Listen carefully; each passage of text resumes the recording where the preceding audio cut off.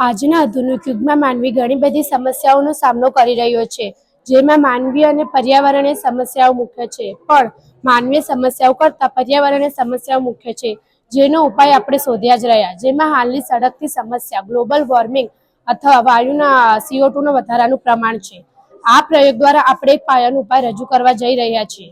Carbon સિક્વેસ્ટ્રેશન દ્વારા વાતાવરણમાંના વધારાના CO2 ને જુદા જુદા માધ્યમો દ્વારા જમીનના ઉપલા પડમાં લઈ જઈ જમીનની ઓર્ગેનિક માત્રામાં સોઇલ કાર્બનમાં વધારો કરી જમીનને ફળદ્રુપ બનાવવા માંગે છે. ચાલો આ સમગ્ર બાબતને વિસ્તૃતમાં સમજીએ. What is carbon sequestration? આ કાર્બન સિક્વેસ્ટ્રેશન શું છે? પૃથ્વી પર કાર્બન જુદા જુદા અનેક સ્વરૂપે સંગ્રહ પામેલો છે. તે પૃથ્વી પર વૃક્ષોમાં ધન સ્વરૂપે, જમીનમાં સેન્દ્રિય કાર્બન સ્વરૂપે તથા વાતાવરણમાં CO2 ના વાયુ સ્વરૂપે સંગ્રહ પામેલો છે.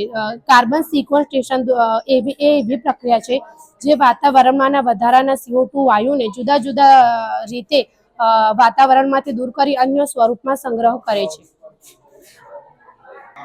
આપણે ખજૂરના ઠળિયામાંથી કોફી બનાવવાની રીત. તો સૌ પ્રથમ આપણે ખજૂરના ઠળિયા લઈશું કે એને ગરમ પાણીમાં 4 થી 5 વખત ધોઈ નાખશું અને કપડામાં લઈને એ રીતે સાફ કરીશું જેથી તેના સફેદ રેસા ના ઉગડે.